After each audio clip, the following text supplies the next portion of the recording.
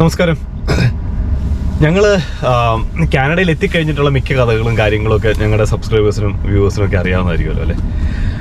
ഞങ്ങൾ കാനഡയിൽ എങ്ങനെ എത്തി, അതിന് മുന്നത്തെ നമ്മുടെ ലൈഫും കുറച്ച് കാര്യങ്ങളും ഒക്കെ ഒരു കഥ പറയാമെന്നാണ് ഇന്ന് വിചാരിക്കുന്നത് അല്ലേ. അങ്ങനെയല്ലേ വിചാരിച്ചേ?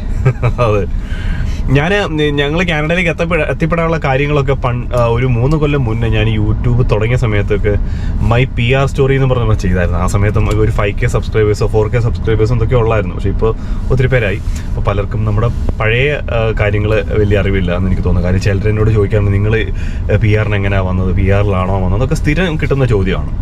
അപ്പം ഞങ്ങൾ കാനഡയിലേക്ക് വരുന്നതിന് മുന്നേ ആക്ച്വലി ബാംഗ്ലൂരായിരുന്നു. ഞങ്ങളൊരു 10 കൊല്ലം ഇവിടെ 10 കൊല്ലമില്ലായിരുന്നു, പക്ഷെ ഞാനൊരു 10 കൊല്ലം ബാംഗ്ലൂരായിരുന്നു. ബാംഗ്ലൂരിൽ നിന്നാണ് ഞങ്ങളുടെ യാത്ര കാനഡയിലേക്ക് തുടങ്ങുന്നതിന്. ഞാൻ ബാംഗ്ലൂരിൽ എത്തിയത് 2005-ലാണ്. 2005 മുതൽ 2015 വരെ ഞാൻ ബാംഗ്ലൂർ ഉണ്ടായിരുന്നു. ഞാൻ ആക്ച്വലി ഇത് പറയുവാണെങ്കിൽ ഒത്തിരി ബാക്കിലോട്ട് പറഞ്ഞു പോകേണ്ടി വരും, പക്ഷേ അവിടെ അവർ പോകുന്നില്ല. ഞാൻ ബാംഗ്ലൂരിൽ എത്തിയത് മെഡിക്കൽ ട്രാൻസ്ക്രിപ്ഷൻ എന്ന് പറഞ്ഞൊരു പ്രൊഫഷൻ ഉണ്ട്. ചിലർക്കൊക്കെ അറിയാവുന്നതായിരിക്കും. നമുക്ക് ഈ നിനക്കറിയത്തില്ലേ മെഡിക്കൽ ട്രാൻസ്ക്രിപ്ഷൻ? US എന്നുള്ള ഈ ഡോക്ടേഴ്സിൻ്റെ ഈ മെഡിക്കൽ ഫയൽസൊക്കെ നമ്മൾ ഇങ്ങനെ അത് വോയിസ് ഫയലായിട്ട് വന്നിട്ട് അതിങ്ങനെ ഹെഡ്ഫോൺ വെച്ച് കേട്ട് ട്രാൻസ്ക്രൈബ് ചെയ്ത് തിരിച്ചയക്കുന്ന പരിപാടി. US ഇൻഷുറൻസിന് വേണ്ടിയിട്ടുള്ള ഒരു സംഭവമാണ്. അപ്പോൾ ആ ഒരു പ്രൊഫഷനിലാണ് ഞാൻ വർക്ക് ചെയ്തുകൊണ്ടിരുന്നത് ആദ്യത്തെ ഒരു 4.5 കൊല്ലം. അപ്പോൾ ആദ്യം അതേ പോലെ ഒത്തിരി ബാക്കിലോട്ട് പോകേണ്ടി വരും. ഡിഗ്രി എന്ന് പറഞ്ഞാൽ എനിക്ക് BSc IT മാത്രമേ ഉള്ളൂ. ഡിഗ്രി അത് മാത്രമേ ഉള്ളൂ. ഞാൻ എഞ്ചിനീയറിംഗ് എടുത്തിട്ടില്ല, BSc IT മാത്രമേ ഉള്ളൂ. ഞാൻ എൻ്റെ 20ാമത്തെ വയസ്സ് കഴിഞ്ഞപ്പോൾ തൊട്ട് 21ാമത്തെ വയസ്സ് തൊട്ട് ജോലി തുടങ്ങിയതാണ്. അപ്പോൾ 21ാമത്തെ വയസ്സിലാണ് ഞാൻ മെഡിക്കൽ ട്രാൻസ്ക്രിപ്ഷൻ സ്റ്റാർട്ട് ചെയ്തത്. അതെ, ഫസ്റ്റ് ജോലി മെഡിക്കൽ ട്രാൻസ്ക്രിപ്ഷൻ ആയിരുന്നു. അത് ചെന്നൈയിലായിരുന്നു തുടങ്ങിയത്. ചെന്നൈയിൽ എൻ്റെ അപ്പച്ചനല്ല, എൻ്റെ ചിറ്റപ്പനും അപ്പച്ചിയൊക്കെ ഉണ്ടായിരുന്നു അവിടെ. അവർ ചെന്നൈയിൽ ആവടി എന്ന് പറഞ്ഞ സ്ഥലത്ത്. അപ്പോൾ ഞാൻ അവിടെ പോയി നിന്ന് ആക്ച്വലി ചെന്നൈയിൽ പോയത് IT-യിൽ ജോലി തപ്പാൻ വേണ്ടി പോയതാണ്. കാര്യം ഞാൻ പഠിച്ചത് BSc IT ആയിരുന്നു, ഇൻഫർമേഷൻ ടെക്നോളജി ആയിരുന്നു, സിക്കിം മണിപ്പാൽ യൂണിവേഴ്സിറ്റിയുടെ. അപ്പോൾ അത് കഴിഞ്ഞിട്ട് ഞാൻ അവിടെ ജോലി തപ്പാൻ വേണ്ടി പോയതാണ്. പക്ഷേ അവിടെ ഒന്നും ഞാൻ ശരിക്കും സ്ട്രഗിൾ ചെയ്ത് അവിടെ ഉള്ളൂ കേട്ടോ. കാനഡയിൽ വന്നിട്ട് അത്ര സ്ട്രഗിൾ ചെയ്തിട്ടില്ല. ശരിക്കും ചെന്നൈയിലാണ് പോയുള്ളൂ. ഒരു 2 മാസം ജോലി കിട്ടാതെ ഇങ്ങനെ IT തന്നെ നോക്കി കിട്ടിയില്ല. പിന്നെ ഞാൻ അവിടെ തന്നെ ഒരു ഇൻസ്റ്റിറ്റ്യൂട്ട് ഇതുപോലെ മെഡിക്കൽ ട്രാൻസ്ക്രിപ്ഷൻ ട്രെയിനിങ് കൊടുക്കുന്നുണ്ടെന്ന് അറിഞ്ഞ് അങ്ങനെ കയറിയതാണ്, പഠിച്ചതാണ്. അവിടെ ഒരു 1500 രൂപയ്ക്കാണ് ജോലി തുടങ്ങിയത്. അന്ന് അവരോട് താമസിക്കുന്നതുകൊണ്ട് വലിയ ചിലവൊന്നുമില്ലല്ലോ. എന്നിട്ട് പിന്നെ ഞാൻ ചെന്നൈയിൽ ഒരു 9 മാസം വർക്ക് ചെയ്തു. അത് കഴിഞ്ഞ് ഞാൻ അവിടുന്ന് എറണാകുളത്തോട്ട് പോയി. എറണാകുളത്ത് പാലാരിവട്ടം സൈഡിൽ സ്പെക്ട്രം എന്നൊരു കമ്പനിയാണ്, സ്പെക്ട്രത്തിൽ വർക്ക് ചെയ്തു. സ്പെക്ട്രം അല്ല, അതിന് മുന്നേ വേറെ ചെറിയൊരു കമ്പനി വർക്ക് ചെയ്തു. കമ്പനിയുടെ പേര് ഓർക്കുന്നില്ല ഇപ്പോൾ കേട്ടോ. മറ്റേ അവിടെ റെയിൽവേ ക്വാർട്ടേഴ്സിൻ്റെ അടുത്തൊക്കെ റെയിൽവേ ലൈൻ്റെ അടുത്തൊരു കമ്പനി ഉണ്ടായിരുന്നു. അത് കഴിഞ്ഞാണ് ഞാൻ എറണാകുളത്തു നിന്നാണ് ഞാൻ നേരെ ബാംഗ്ലൂർക്ക് വന്നത്. നമ്മുടെ ഒരു ഫ്രണ്ട് ഉണ്ടായിരുന്നു അവിടെ, വിനീഷ് എന്ന് പറഞ്ഞു. അപ്പോൾ അവൻ നമുക്ക് ബാംഗ്ലൂർക്ക് പോകാം, ബാംഗ്ലൂർക്ക് മെഡിക്കൽ ട്രാൻസ്ക്രിപ്ഷൻ നല്ല കാശാണെന്ന് പറഞ്ഞിട്ട് പിന്നെ നമുക്ക് പോകാം എന്ന് പറഞ്ഞിട്ട് അവൻ എന്നെ പറഞ്ഞു വിട്ടു. എന്നിട്ട് അവൻ വന്നില്ല. ഞാൻ ബാംഗ്ലൂർ ചെന്ന് തേരാപാര തെണ്ടികളത് തെണ്ടികളല്ല, ഞാനും അച്ഛനും കൂടെ ബാംഗ്ലൂർ പോയി ഒരു മെഡിക്കൽ ട്രാൻസ്ക്രിപ്ഷൻ ഇൻ്റർവ്യൂ ഒക്കെ 2-3 കമ്പനി കൊടുത്ത് ഒരിടത്ത് കിട്ടി. എന്നിട്ട് അവിടെ അങ്ങനെയായിരുന്നു ബാംഗ്ലൂർ ലൈഫിൻ്റെ തുടക്കം. 2005 ബാംഗ്ലൂർ ബാംഗ്ലൂർ ഡേയ്സിൽ പറയുന്നത് പോലെ എന്തൊരു ഡയലോഗ് ഉണ്ടല്ലോ, മറന്നുപോയി. അല്ല, അതുകൊണ്ട് ചേട്ടന് രോമാഞ്ചം കണ്ടപ്പോ ഭയങ്കര കോമഡി ആയിട്ട് തോന്നിയെന്ന് വെച്ചാൽ കാരണം അതുപോലത്തെ സെറ്റപ്പിലാണ് ഞങ്ങൾ താമസിച്ചുകൊണ്ടൊക്കെ ഇരുന്നത്. അതുകൊണ്ട് ഭയങ്കരമായിട്ട് റിലേറ്റ് ചെയ്യാൻ പറ്റും. അതെ. അപ്പോൾ ഞാൻ ബാംഗ്ലൂർ പോയിട്ട് അവിടെ ജോലി കിട്ടിയിട്ട് അവിടെ കുറച്ച് ബാച്ചിലേഴ്സിനോടൊക്കെ താമസിച്ചു തുടങ്ങി. എന്നിട്ട് അവരിപ്പോഴും എൻ്റെ ഫ്രണ്ട്സൊക്കെ സുനിൽ എന്നൊക്കെ പറയും, സുനിൽ മുതുകുളം, പിന്നെ വേറെ കുറച്ച് പേരൊക്കെ ഉണ്ടായിരുന്നു. അപ്പോൾ അരുണ്, ആ പുള്ളിയുടെ വീട്ടിൽ ഞങ്ങൾ ആദ്യം പോയി. എന്നിട്ട് അവിടെ ഞാൻ അവിടെ അവരുടെ കൂടെ കുറച്ച് നാൾ താമസിച്ച് കഴിഞ്ഞിട്ട് പിന്നെ എനിക്ക് ഭയങ്കര ഹോം സിക്നെസ് ആയിരുന്നു. നാട്ടിൽ നിന്ന് എറണാകുളത്തും വർക്ക് ചെയ്തിട്ട് വീട്ടിൽ ചെന്ന് ബാംഗ്ലൂർ വന്നു കഴിഞ്ഞപ്പോഴത്തേക്കും എന്താ തരത്തില്ല ഭയങ്കര ഹോം സിക്നെസ്. കാര്യം അപ്പോഴത്തേക്കിനും എനിക്കൊരു പ്ലാൻ, അച്ഛനെയും അമ്മയും കൂടി ഇങ്ങ് കൊണ്ടുവന്നാലോ, അന്ന് പെങ്ങളൊക്കെ +2 പഠിക്കുക, അപ്പോൾ അവളെയും കൂടി ഇങ്ങ് കൊണ്ടുവന്നാലോ എന്നൊക്കെയുള്ള രീതിയിൽ ഞാൻ അവരോട് പറഞ്ഞ് വരാൻ പറഞ്ഞു. അവരെ കെട്ടിപ്പറക്കി ഞാൻ ഇവിടെ കൊണ്ടുവന്നു.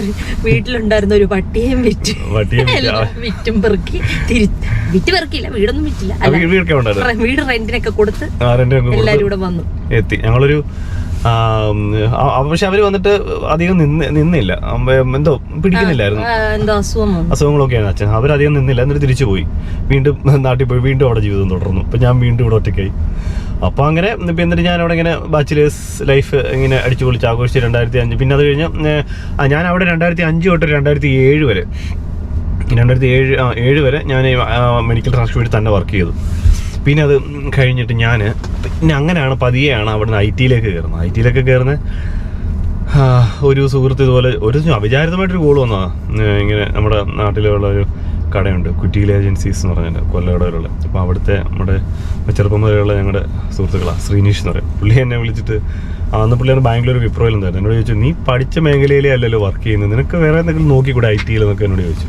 നീ എന്തെങ്കിലും മെഡിക്കൽ ട്രാൻസ്ക്രിപ്ഷൻ നിന്ന് ജീവിതം കളയുന്നത്, അത് വലിയ ഗ്രോത്ത് ഇല്ലാത്ത മേഖലയാണ് എന്നൊക്കെ പറഞ്ഞിട്ട് ഞാൻ അന്നേരം ആലോചിച്ചു, ഫോണിൽ ശരിയാണല്ലോ എന്നൊക്കെ ആലോചിച്ചിട്ടേ ഞാൻ ശരിയാണ് എന്നൊക്കെ പറഞ്ഞ് ഞാനും പോയി മാനുവൽ ടെസ്റ്റിങ്ങിൻ്റെ ഒരു കോഴ്സിന് ചേർന്നു. പെട്ടെന്ന് പോയിട്ട് പിറ്റേ ദിവസം തന്നെ പോയി എവിടെയോ കണ്ടുപിടിച്ചു ടെസ്റ്റിങ്ങിൻ്റെ കോഴ്സിന് ചേർന്നു. ഒരു 1.5 മാസത്തെ കോഴ്സ്. അത് കഴിഞ്ഞിട്ട് 2 ആഴ്ച കഴിഞ്ഞപ്പോഴത്തേക്കിന് എനിക്ക് എങ്ങനെയാണെന്ന് അറിയത്തില്ല, എനിക്ക് ടെസ്റ്റിങ്ങിൽ IT യിൽ ജോലി കിട്ടി. ആ സമയത്ത് ജോലി കിട്ടിയെന്ന് പറഞ്ഞ് ഞാൻ തിരിച്ച് ഇൻസ്റ്റിറ്റ്യൂട്ടിൽ ചെന്ന് കഴിഞ്ഞപ്പോൾ അവിടെ പഠിപ്പിച്ചുകൊണ്ടിരുന്ന ടീച്ചർ എന്നോട് ചോദിക്കും, അനീഷ് എനിക്കൂടെ ഒരു ജോലി അവിടെ ഒരു ജോലി വാങ്ങിച്ചു തരാമോ എന്ന്. അതൊക്കെ ലക്ക് എന്ന് പറയും. അപ്പം അങ്ങനെയാണ് ഞാൻ IT യിലെത്തിയത്. 2007 ഞാൻ IT യിലെത്തി, മാനുവൽ ടെസ്റ്റിങ്ങിലൂടെ തുടങ്ങി. അങ്ങനെ അന്ന് അവിടെ ഒരു ജിയോഡസിക് എന്നൊരു ബാംഗ്ലൂരിലെ ഹെബ്ബാളിലായിരുന്നു ഫസ്റ്റ് കമ്പനി എൻ്റെ. അപ്പോൾ ഹെബ്ബാളിൽ ആയിരുന്നു കമ്പനി. അത് കഴിഞ്ഞിട്ട് അവിടെ ഞാൻ കുറച്ചാളുണ്ടായിരുന്നു. പിന്നെ അത് കഴിഞ്ഞിട്ട് ഒരു 3-4 കൊല്ലം കഴിഞ്ഞപ്പോഴാണ് കല്യാണം കഴിച്ചാലോ. അവിടെ ഞാനത് പറയണമെന്ന് വിചാരിച്ചു. അതെങ്ങനെയാന്ന് അമ്മ എപ്പോഴും പറയും. അത് എന്തോ അസുഖം വന്നു ചേട്ടന്, എന്നിട്ട് അഡ്മിറ്റ് ഒക്കെ ആയി. എന്നിട്ട് അമ്മയ്ക്ക് ആകെപ്പാടെ വിഷമം. ഇങ്ങനെ ഒന്നാമത് ഇവർ ചെറിയ അങ്ങനെയൊക്കെ അല്ലായിരുന്നു താമസമൊക്കെ. അപ്പൊ എന്തോ ഫുഡിന്റെ ആണോ അപ്പൊ എന്തോ അസുഖം വന്ന് എന്തോ അഡ്മിറ്റ് ആയി. അപ്പൊ അമ്മയ്ക്കാന്നേ ഭയങ്കര ടെൻഷൻകാരി. അമ്മയ്ക്ക് അതും ചേട്ടന് എന്തെങ്കിലും അസുഖമൊക്കെ വന്നു കഴിഞ്ഞാൽ, ചേട്ടനെന്നല്ല ഇപ്പൊ എനിക്ക് എന്തെങ്കിലും അസുഖമൊക്കെ വന്നു കഴിഞ്ഞാൽ അമ്മ ഭയങ്കര ടെൻഷനോ. അപ്പൊ അമ്മ തീരുമാനിച്ചു, ഇവനെ ഉടനെ കെട്ടിക്കണം. കെട്ടിച്ച് അതാവുമ്പോ ഒരാളെപ്പോഴും കൂടെ ഉണ്ടല്ലോ, അപ്പൊ അമ്മയ്ക്ക് ഇത്രയും ടെൻഷൻ ഇല്ലല്ലോ. അമ്മ അറിഞ്ഞില്ല, എന്നെ കല്യാണം കഴിച്ച് കഴിയുമ്പോഴാണ് കൂടുതൽ ടെൻഷൻ വരുന്നത്. പിന്നെ അങ്ങനെയാണ് ഞാൻ കല്യാണം കഴിച്ചത്. ഞങ്ങളുടെ ഡീറ്റെയിൽ ആയിട്ടുള്ള സ്റ്റോറി ഇവിടെ ലിങ്കില് ഒരു കൊല്ലം മുന്നേ ചെയ്തിട്ടുണ്ട്. December 3 ഞങ്ങളുടെ ആനിവേഴ്സറി. അപ്പൊ ഞങ്ങൾ കഴിഞ്ഞ വർഷം December 3 ഈ ഡിസംബറിലൊന്നും അതിന്റെ കഥ സെപ്പറേറ്റ് ഞാൻ ചെയ്തിട്ടുണ്ട്. അതൊക്കെ നോക്കിക്കോ, ലിങ്ക് ഇടാം. അതെന്നാ കോളിൻസ് അല്ല, അദീന കോളിൻസ്. എൻ്റെ ഭാര്യയുടെ ഇംഗ്ലീഷ് അതെന്നാ കോളിൻസ്. ഓക്കെ. അപ്പോൾ ഞങ്ങൾ വെളിയിലിറങ്ങി, വണ്ടിയിൽ തന്നെ ഇരുന്ന് ഒരേ ലൊക്കേഷൻ സംസാരിച്ചാലേ ബോറടിച്ചായിരുന്നു. അപ്പോൾ എന്നിട്ട് കല്യാണം കഴിഞ്ഞു. കല്യാണം കഴിഞ്ഞിട്ട് ഞങ്ങൾ 2011 കല്യാണ സ്റ്റോറി കാണണം കേട്ടോ. അതെ 2010 ഡിസംബറിൽ 3-ാം തീയതി ഞങ്ങളുടെ കല്യാണം. അപ്പോൾ അങ്ങനെ അത് കഴിഞ്ഞ് കല്യാണം കഴിഞ്ഞിട്ടാണ് ഞാൻ വേറൊരു കമ്പനി ജോയിൻ ചെയ്തത്, ടെമിനോസ് എന്ന് പറഞ്ഞു. അതിന് മുന്നേ നിന്റെ കാര്യം പറ. ഹൈദരാബാദിലായിരുന്നു ജോലി ചെയ്തുകൊണ്ടിരുന്നത്. ഡിഗ്രി കഴിഞ്ഞ് ഞാൻ ഡിഗ്രി ചെയ്ത് BSc ബോട്ടണിയിലാണ്. പക്ഷെ ഞാനും അതുമായിട്ട് റിലേറ്റഡ് ആയിട്ടുള്ള ജോലിയൊന്നും അല്ലായിരുന്നു. അവിടെ നിന്ന് കോളേജിൽ നിന്ന് ക്യാമ്പസ് സെലക്ഷൻ കിട്ടി. ഒരു BPO ആയിരുന്നു. BPOയിൽ സെലക്ട് ആയി. അപ്പോൾ ഞാൻ ഹൈദരാബാദിലായിരുന്നു ഒരു 3.5 കൊല്ലം. അതെനിക്ക് ഭയങ്കര ഇഷ്ടമുള്ളൊരു കമ്പനിയായിരുന്നു. കാരണം എനിക്കെല്ലാം ഞാൻ അവിടെ പഠിച്ചത്, എല്ലാ കമ്പ്യൂട്ടറിൻ്റെ ബേസിക്സ് പോലും അവിടെ എല്ലാം പഠിച്ചത്, എല്ലാ കാര്യങ്ങളും ഒരു നല്ലൊരു ബേസ് തന്ന കമ്പനിയാണ് ജെൻപാക്ട്. അത് കഴിഞ്ഞപ്പം മനുഷ്യനെ കല്യാണം കഴിച്ചപ്പോൾ എന്നോട് പറഞ്ഞ് ബാംഗ്ലൂർ മൂവ് ചെയ്യാൻ. അപ്പോൾ എനിക്ക് പറയണമെന്നുണ്ടെന്ന് ഇങ്ങനെ ഹൈദരാബാദ് മൂവ് ചെയ്യല്ലോ. പക്ഷെ മനുഷ്യരൊരു ജോലിയൊക്കെ കിട്ടുന്നതിനെ കഷ്ടപ്പെട്ടാ. അപ്പൊ അന്ന് എനിക്ക് വോയിസ് ഇല്ലല്ലോ. അപ്പൊ ഞാൻ പാവമായിരുന്നു ഞാൻ. അപ്പം ഞാൻ എന്നിട്ട് എൻ്റെ നല്ല ജോലി റിസൈൻ ചെയ്തിട്ട് ബാംഗ്ലൂരിലോട്ട് മൂവ് ചെയ്ത്. പക്ഷെ ബാംഗ്ലൂരിൽ ഒരു കമ്പനി എനിക്ക് ഇഷ്ടമല്ലായിരുന്നു. അയ്യോ, എല്ലാം ഭയങ്കര പാടായിരുന്നു എൻ്റെ പൊന്നോ. അപ്പം അങ്ങനെ ഞങ്ങൾ കല്യാണമൊക്കെ കഴിഞ്ഞിട്ട് ഞങ്ങളവിടെ ആദ്യം താമസിച്ചത് ബാംഗ്ലൂരിൽ CV രാമൻ എന്ന് പറഞ്ഞ സ്ഥലത്താണ്. അവിടെ ഞങ്ങളുടെ ഫസ്റ്റ് വാടക വീട്. അവിടെ കുഞ്ഞൊരു വീട്, ഒരു അപ്പാർട്ട്മെൻറ്റ്, ഒറ്റമുറി വീട്, കുഞ്ഞൊരു ഒരു സിംഗിൾ ബെഡ്റൂം.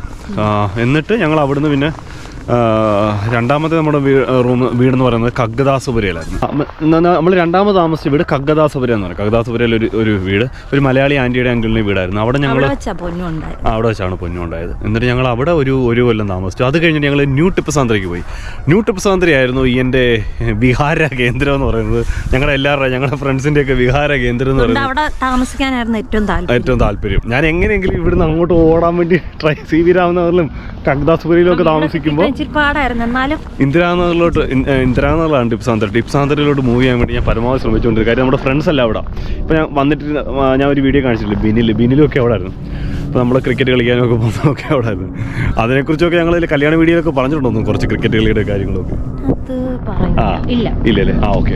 എല്ലാ ആഴ്ചയും ക്രിക്കറ്റ് കളിക്കാനും ഒക്കെ പോകുമായിരുന്നു. ഭയങ്കര ഹാപ്പി ആയിരുന്നു. എന്ന് വെച്ചാൽ എല്ലാ ശനിയാഴ്ചയും അവിടെ ഒരു അയ്യപ്പ അമ്പലമുണ്ട്. അവിടെ എല്ലാ ശനിയാഴ്ച അവിടെ പോകും. അവിടെ നിന്ന് ഉപ്പുമാവൊക്കെ കഴിച്ച് ഞങ്ങൾ ജോളിയായിരുന്നു. ഉപ്പുമാവ് കഴിക്കാൻ വേണ്ടി എന്നും എല്ലാ ശനിയാഴ്ചയും പോകും കറക്റ്റ്. എന്നിട്ട് അങ്ങനെ എന്നിട്ട് ഞങ്ങൾ ടിപ്പ് സാന്ദ്ര ഒരു ലീസിനൊരു വീട് എടുത്തിട്ട് അവിടെ 3 കൊല്ലം താമസിച്ചു. എന്നിട്ട് അവിടെ നിന്നാണ് ഞങ്ങൾ കാനഡയ്ക്ക് വരാനുള്ള പരിപാടികളൊക്കെ ആസൂത്രണം ചെയ്തത്. 2014 ശരിക്കും പറയുവാണെങ്കിൽ ഒരു നവംബർ തൊട്ടാണ് തുടങ്ങിയത്. അങ്ങനെ തോന്നാനുള്ളൊരു കാര്യം എന്ന് പറഞ്ഞു കഴിഞ്ഞാൽ ഞാനാട്ടോ മെയിൻ കാരണക്കാരി എന്ന് എനിക്ക് തോന്നുന്നു. കാരണം എനിക്ക് ഒട്ടും ഇഷ്ടമല്ലായിരുന്നു അവിടെ വർക്ക് ചെയ്ത്. ഒരു കമ്പനി എനിക്ക് ഇഷ്ടമല്ലായിരുന്നു. ഒത്തിരി സ്ട്രഗിൾ ആയിരുന്നു. എന്നും കരച്ചിലും വിഷമവും. എനിക്കാണ് ഒന്നാമത് പലതരം ഗിൽട്ട് ഫീലിംഗ്. ഒന്നാമത് പൊളിറ്റിക്സും കാര്യങ്ങളൊക്കെ അങ്ങനെയല്ല ഞാൻ പറഞ്ഞു, പൊളിറ്റിക്സ് അല്ല, ഗിൽട്ട് ഫീലിംഗ്. അതായത് ഞാൻ അവിടെ 6 മാസമായിരുന്നു മെറ്റേണിറ്റി ലീവ്. തണുപ്പ് കാരണോട്ടൊക്കെ വരുന്നത്. 6 മാസമായിരുന്നു മെറ്റേണിറ്റി ലീവ്. അപ്പം അപ്പം എന്താ പറയുന്നത്, കുഞ്ഞ് ഇത്രയും തീരെ ചെറുതായിരുന്നപ്പോൾ തന്നെ കുഞ്ഞിനെ വിട്ടിട്ട് ജോലിക്ക് പോകണമായിരുന്നു. വേറെ ആരും അങ്ങനെ വന്ന് നിൽക്കാൻ പറ്റുന്ന ഒരു സാഹചര്യമല്ലായിരുന്നു ആരും. പിന്നെ അത് നമ്മളൊരു ബേബി സിറ്ററിൻ്റെ അടുത്ത് നിർത്തി വെച്ചാൽ അവളെ പോകണം. അങ്ങനെയൊക്കെ ഒരു മെന്റലി അങ്ങനെ ഹാപ്പി അല്ല. പിന്നെ ഓഫീസിലും ഹാപ്പി അല്ലായിരുന്നു. അപ്പൊ അങ്ങനെ ഞങ്ങൾ എങ്ങനെയെങ്കിലും ഒക്കെ ഇവർക്ക് കമ്പനി മാറണമെന്നൊക്കെ പറഞ്ഞൊക്കെ ഇങ്ങനെ ജോലിയും കിട്ടാൻ പാടില്ല. എനിക്കും ഒരു കമ്പനി ചാടണമെന്നുണ്ട്. കാര്യം ഞാനും ആ കമ്പനിക്ക് ഒരു 4-5 വർഷമായി. ഇന്ത്യയിലെ കാര്യം അറിയാമല്ലോ, നമുക്ക് ഹൈക്ക് കിട്ടണമെങ്കിൽ കമ്പനി ചാടിയാലേ കാര്യം നടക്കുള്ളൂ. ഞങ്ങൾ പിന്നെ ഒരു നല്ല കാര്യം, എനിക്ക് അവിടെ വെച്ച് ആദ്യം ജോലി കിട്ടിയ കമ്പനിയിൽ നിന്ന് എനിക്ക് ഡെൻമാർക്കിൽ പോകാൻ പറ്റിയായിരുന്നു. ചേട്ടന് ഏകദേശം സെയിം ടൈം തന്നെ ചേട്ടനും വെളിയിൽ പോകാൻ പറ്റി. ഞങ്ങൾ വെളിയിൽ പോയിട്ട് വന്നപ്പോൾ ഞങ്ങൾക്ക് ശരിക്കും പറഞ്ഞാൽ ആ ഒരു ഇഷ്ടപ്പെട്ടു. മനസ്സിലൊരാഗ്രഹം വന്നു, അങ്ങനെ വെളി രാജ്യത്തെങ്ങാനും പോകാൻ പറ്റിയായിരുന്നെങ്കിൽ. ഞാൻ വേറെ വെളി രാജ്യങ്ങളിലൊന്നും പോയിട്ടില്ല. അപ്പൊ അങ്ങനെ ഞങ്ങള് ഇങ്ങനെ ഒരു ഇതുപോലെ ഇങ്ങനെ നടക്കാൻ ഇറങ്ങി. ഇതുപോലെ അവിടെ ഈ തണുപ്പത്തല്ല, അവിടെ ഇങ്ങനെ ഒരു ജ്യൂസ് കുടിക്കാൻ വേണ്ടി ഇങ്ങനെ ഇറങ്ങിയപ്പോഴാണ് നമ്മുടെ ഒരു സുഹൃത്ത് എന്നോട് ബാച്ചിലറായിട്ട് താമസം ഞങ്ങൾ ഒരു താമസിച്ചത്. അപ്പോൾ അവനിങ്ങനെ നേരെ ഞങ്ങൾ കുശലമൊക്കെ ചോദിച്ച സമയത്ത് അവൻ ചോദിച്ചു, നിങ്ങൾ എന്തിനാ വേറെ ജോലി നോക്കുന്ന എന്തിനാ ഇവിടെ, നിങ്ങൾക്കൊന്ന് വെളിയിൽ ട്രൈ ചെയ്ത് കൂടെ? അവനിവിടൊക്കെ തന്നെ അവിടെയൊക്കെ തന്നെ അലഞ്ഞിരിച്ച് നടക്കുന്നതിനാ ഞങ്ങളെ വെളിയിൽ കയറ്റി വിടുന്നത്. നിൽക്കില്ല വരും കേട്ടോ, നിങ്ങൾക്ക് വെളിയിലൊക്കെ നോക്കിക്കൂടെ? ഓസ്ട്രേലിയയിലൊക്കെ എൻ്റെ കസിനൊക്കെ പോയി അവിടെ രക്ഷപ്പെട്ടല്ലോ, നിങ്ങൾക്ക് എന്താ രക്ഷപ്പെട്ടാലൊക്കെ ചോദിച്ചിട്ട്. പൈസ ഇല്ല, സേവിങ്സ് ഒന്നുമില്ല. അപ്പൊ അതൊരു സ്പാർക്കായിരുന്നു കേട്ടോ. അപ്പൊ അത് വെച്ചിട്ടാണ് ശരി ഞങ്ങൾ ചെന്നപ്പോൾ നമുക്ക് അങ്ങനെ നോക്കാം, എല്ലാവർക്കും ഇത്ര എളുപ്പമാണെങ്കിൽ. ഈ അഗൈൻ നമ്മുടെ കയ്യിൽ പൈസയുടെ ഒരു പ്രോബ്ലം ഉണ്ട്. പിന്നെ ആ സമയത്ത് ഞങ്ങൾക്ക് വേറൊരു ഐഡിയ മനസ്സിൽ വന്ന്, വീടില്ല സ്വന്തമായിട്ട് അവിടെ ബാംഗ്ലൂർ വീടില്ല. അപ്പം ഞങ്ങളൊരു ഐഡിയ ഇട്ടു. എൻ്റെ ഒരു വസ്തു ഉണ്ട്, അപ്പം അത് വിറ്റിട്ട് കിട്ടുന്ന പൈസയ്ക്ക് ഒരു വീട് വാങ്ങിച്ചായിരുന്നു. കാരണം ഞങ്ങൾക്ക് മന്ത്ലി ഈ ലോൺ അടയ്ക്കാനും ഒന്നും കയ്യിൽ ആ സമയത്ത് അത്രയും പൈസയൊന്നുമില്ല, നിൽക്കുന്നില്ല, കയ്യിൽ ഒതുങ്ങുന്നില്ല. എന്താണെന്ന് അറിയില്ല, പക്ഷെ ഒതുങ്ങുന്നില്ലായിരുന്നു എന്തായാലും. അപ്പോൾ അങ്ങനെ ആ ഐഡിയ ഇട്ടു. എന്നിട്ട് നമ്മളൊരു വീട് ബുക്ക് ചെയ്തു, ഫ്ലാറ്റൊക്കെ ബുക്ക് ചെയ്ത്. പക്ഷെ അതെന്തുകൊണ്ടോ ആ പരിപാടി നടന്നില്ല. അത് ആ വസ്തുവിന്റെ വിൽപ്പന നടന്നില്ല. പക്ഷെ അതിന്റെ അഡ്വാൻസ് മാത്രം കൈ കിട്ടിയായിരുന്നു. അഡ്വാൻസ് വെച്ചിട്ടാണ് നമ്മൾ കളിയെല്ലാം കളിച്ചത്. ആ ഫ്ലാറ്റ് എന്നിട്ട് നമ്മൾ ക്യാൻസൽ ചെയ്തു. കുറച്ച് പൈസ 20-25,000 രൂപ നഷ്ടം വന്നു. പക്ഷെ ബാക്കി പൈസ മൊത്തം എമൗണ്ട് കൈ കിട്ടി. എന്നിട്ട് ആ പൈസ വെച്ചാണ് നമ്മൾ ഈ ഇമിഗ്രേഷൻ എന്ന് പറഞ്ഞ പരിപാടിയെല്ലാം നോക്കിയത്. കാര്യം ഫസ്റ്റ് നമ്മൾ ഓസ്ട്രേലിയയാണ് നോക്കിയത്. കാര്യം നമ്മൾ ഏത് ഇമിഗ്രേഷൻ നോക്കുമ്പോഴും PR നോക്കുമ്പോഴും അവർ പറയുന്നത് നമ്മുടെ അക്കൗണ്ടിൽ കുറച്ച് പൈസ കാണണമെന്നാണ്. അപ്പോൾ ഞങ്ങൾ ഇത് അക്കൗണ്ടിൽ ഇട്ടിരുന്നു. എന്തായാലും ഒരു 1-1.5 കൊല്ലം ഇട്ടേക്കാം എന്നുള്ള രീതിയിൽ. കാര്യം ഇത് ഇവിടെ അച്ഛന് വിൽപ്പന കഴിഞ്ഞിട്ട് അത് നമുക്ക് നടന്നില്ലെങ്കിൽ പിന്നെ ആ അഡ്വാൻസ് നമുക്ക് കിട്ടുമല്ലോ. അപ്പോൾ ആ പൈസ വെച്ചിട്ടാണ് പിന്നെ കളിയാണ് നടന്നത്. കാര്യം അച്ഛനാണ് നാട്ടിൽ വിൽക്കാൻ ശ്രമിച്ചുകൊണ്ടിരുന്നത്. പക്ഷേ എന്തോ കാര്യം കൊണ്ട് അത് നടന്നില്ല. ബയർ പിന്മാറുകയോ ഇതൊക്കെ ചെയ്തു. അപ്പോൾ ഞങ്ങൾ ആദ്യം ഓസ്ട്രേലിയ നോക്കി. ഓസ്ട്രേലിയ എൻ്റെ ഇത് വെച്ചിട്ടാണ് നോക്കിയത്, എഡ്യൂക്കേഷൻ ക്വാളിഫിക്കേഷൻ ഒക്കെ വെച്ചാണ് നോക്കിയത്. Software engineer. ഓസ്ട്രേലിയ അവരെന്നെ നല്ലപോലെ റിജക്റ്റ് ചെയ്തു. അതെനിക്ക് ഭയങ്കരമായിട്ട് വിഷമം. അത് കഴിഞ്ഞപ്പോഴാണ് കോമഡി. അപ്പം ഞങ്ങൾ ഭയങ്കരമായിട്ട് അപ്പോഴത്തേക്ക് പിന്നെ മനസ്സിലങ്ങ് കയറി എങ്ങനെയെങ്കിലും വെളിയിൽ പോകണം. അപ്പം ഞങ്ങൾ നോക്കി ഓസ്ട്രേലിയക്ക് അടുത്തുള്ള കൺട്രി ന്യൂസിലൻഡ്. അല്ല, ഓസ്ട്രേലിയക്ക് വേണ്ടി ആക്ച്വലി ഞാൻ IELTS ആദ്യം എനിക്ക് കിട്ടിയത് 5ഉം 6ഉം ഒക്കെയാണ്. ഓസ്ട്രേലിയക്ക് വേണ്ടി ഞാനിരുന്ന് തകർത്തിരുന്ന് പഠിച്ച് essay ഒക്കെ രാവിലെയൊക്കെ എഴുതി 7 IELTSന് എല്ലാ മൊഡ്യൂളിലും 7 വാങ്ങിച്ച് എന്നിട്ട് കൊണ്ട് ഐശ്വര്യമായിട്ട് കൊണ്ട് സബ്മിറ്റ് ചെയ്തു. അവർ ഐശ്വര്യമായിട്ട് റിജക്റ്റ് ചെയ്തു. ഒന്ന് റിജക്റ്റ് ചെയ്ത് കഴിഞ്ഞാൽ പിന്നെ ആ സമയത്ത് 6 മാസം കഴിഞ്ഞിട്ട് എങ്ങാണ്ട് വീണ്ടും അപ്ലൈ ചെയ്യാൻ പറ്റത്തുള്ളൂ. ഞാൻ വിക്ടോറിയ സ്റ്റേറ്റിൻ്റെ ഇവിടുത്തെ PNB പോലത്തെ പ്രോഗ്രാമിനായിരുന്നു അപ്ലൈ ചെയ്തത്. എന്നിട്ട് അത് കഴിഞ്ഞ് ഞങ്ങൾ ന്യൂസിലൻഡ് ട്രൈ ചെയ്യാമെന്ന് ചോദിച്ചപ്പോൾ ന്യൂസിലൻഡിലേക്ക് പോയിട്ട് അവിടെ നിന്ന് നേരെ ഓസ്ട്രേലിയക്ക് പോകല്ലോ ഇവള് പറഞ്ഞ പോലെ. അപ്പം അങ്ങനെ ബാക്കി പറ.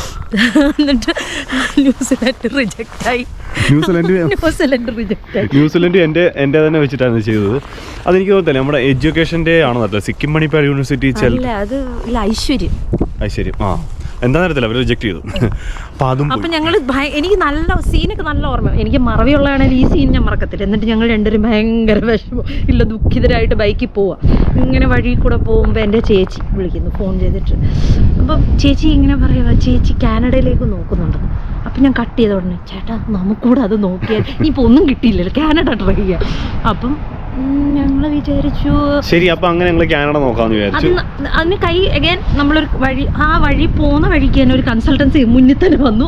അവിടെ ഇറങ്ങി കാര്യം അത് കൺസൾട്ടൻസി പോകാനുള്ള കാര്യം എന്ന് വെച്ചാൽ ഓസ്ട്രേലിയ ന്യൂസിലൻഡ് ഞാൻ തന്നെയാണ് ചെയ്തത്. വലിയ അറിവില്ലായിരുന്നു കാനഡയെ കുറിച്ച്. അപ്പോൾ ഇതിന്റെ പ്രോസസ്സ് എങ്ങനെയാണെന്ന് എനിക്ക് അറിയത്തില്ലായിരുന്നു. അപ്പോൾ അതിന് വേണ്ടിയിട്ടൊരു കൺസൾട്ടൻസിയിൽ പോയി അവരുടെ ഇടപെടൽ എനിക്ക് അത്രയ്ക്ക് ഇഷ്ടപ്പെട്ടില്ല. എന്നിട്ട് പിന്നെ ഞാൻ വിചാരിച്ചു എന്നാൽ ശരി വന്നിട്ട് തന്നെ ചെയ്യാമെന്ന് വെച്ചിട്ട് അങ്ങനെ തന്നെ പ്രോസസ്സ് ചെയ്തു. അപ്പോൾ അങ്ങനെയാണ് ഞങ്ങളൊരു 10 മാസം കൊണ്ടാണ് ഞങ്ങൾ കാനഡയിൽ എത്തിയത്. അതിൻ്റെ പ്രോസസ്സ് 10 മാസം കൊണ്ട് കഴിഞ്ഞു. ചിലരുടെയൊക്കെ ആ സമയത്തൊക്കെ ഒത്തിരി അതിന് മുന്നേ ഞങ്ങൾ 2015 അപ്ലൈ ചെയ്തു കേട്ടോ. 2015 മുന്നൊക്കെ ചിലർക്കൊക്കെ 2-3 വർഷമൊക്കെ എടുക്കുമായിരുന്നു. അപ്പോൾ ഞങ്ങൾ അപ്ലൈ ചെയ്ത സമയത്ത് ഫുള്ള് പേപ്പർ പ്രോസസ്സായിരുന്നു. ഇത്രയും കെട്ട് പേപ്പറൊക്കെ എടുത്തിട്ട് നമ്മൾ ഫില്ല് ചെയ്തിട്ട് അയച്ചു കൊടുക്കണമായിരുന്നു. അപ്പോൾ അതൊക്കെ വലിയ കഥ. അപ്പോൾ അങ്ങനെയാണ് ഞങ്ങൾ കാനഡയ്ക്കുള്ളത് നോക്കിയത്. അപ്പോൾ അവർ ഞങ്ങളുടെ ചേച്ചി കാനഡയിലെ പ്രൈമറി ആപ്ലിക്കൻ്റ് ഇവളായിരുന്നു. ആ സമയത്തെ പ്രോസസ്സ് പറയുന്നത് 1 കൊല്ലം 50,000 ക്യാപ്പ് ഉണ്ടായിരുന്നു PR-ന്.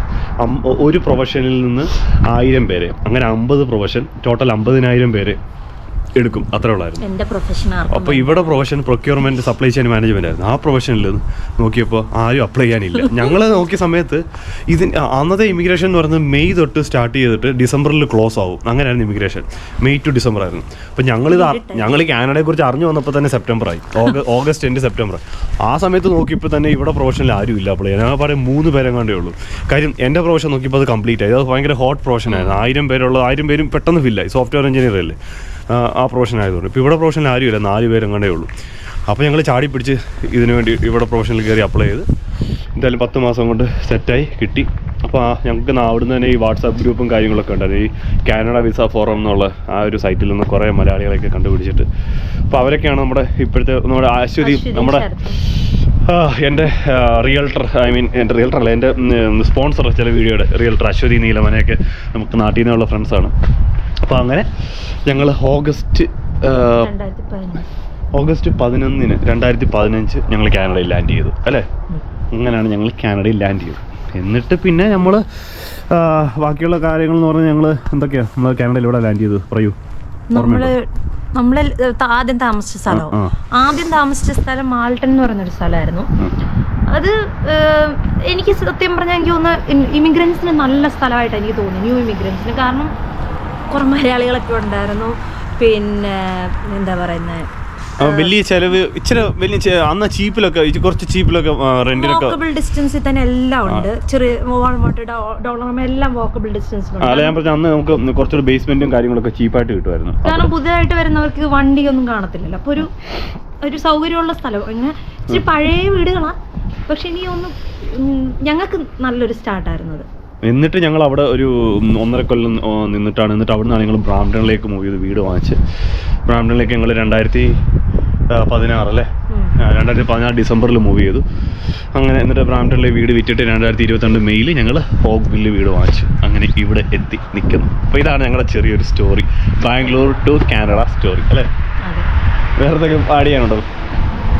വേറെ ഒന്നുമില്ല, ഒത്തിരി വലിച്ചു നീട്ടുന്നില്ല. ഇപ്പോൾ തന്നെ വീഡിയോ ഇച്ചിരി ലെങ്തി ആയി തോന്നുന്നു. ഓക്കെ, അപ്പോൾ ഞങ്ങൾക്ക് ഇനി ബ്യൂട്ടി പാർലറിൽ പോകണം. ഇവിടെ പിരിയൊക്കെ എന്തൊക്കെയോ പറിച്ചെടുക്കണമെന്നൊക്കെ പറഞ്ഞു അല്ലേ. അപ്പോൾ ഓക്കെ, നമുക്ക് എന്തായാലും ഇനി അടുത്ത ആഴ്ച വേറെ നല്ലൊരു വീഡിയോ കാണാം. ബൈ പറയൂ. ബൈ.